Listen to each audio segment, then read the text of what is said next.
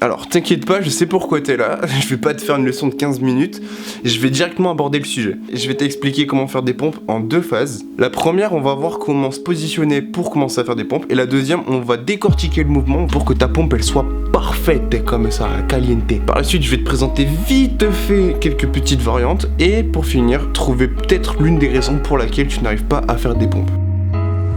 Phase 1, la position. Pose tes mains sur le sol de manière à ce qu'elles soient placées à largeur d'épaule, ou un peu plus, ces dernières doivent être placées au-dessus de tes phalanges, bras tendus. Si tu te retrouves avec tes épaules au-dessus de tes genoux, bon là il y a un problème.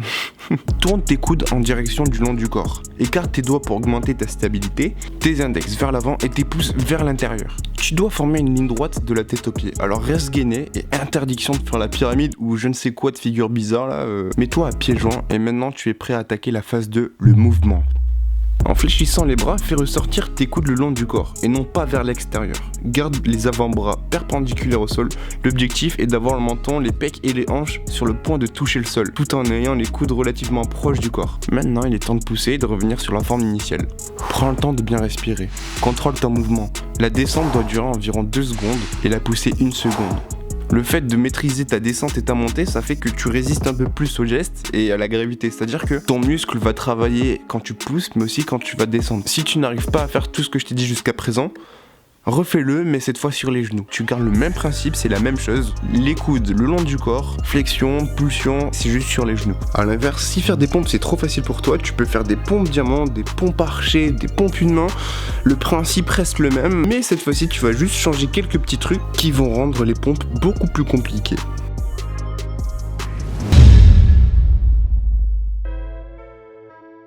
Il est possible qu'après tous les conseils que je t'ai donnés, tu n'arrives toujours pas à faire des pompes. Et l'une des plus grandes raisons, c'est que ton cerveau n'a pas eu le temps de l'assimiler.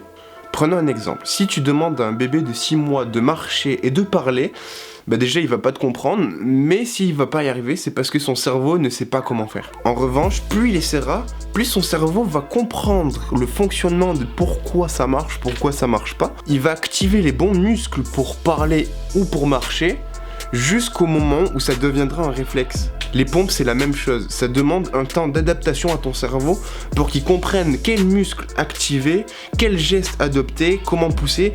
C'est pas quelque chose d'inné, c'est quelque chose qu'on apprend. De la même manière que si je te demande de faire un salto arrière, il est probable que tu n'y arrives pas comme moi, tu vois. Bon, si tu y arrives, mec, tu m'envoies un message et tu m'apprends comment faire.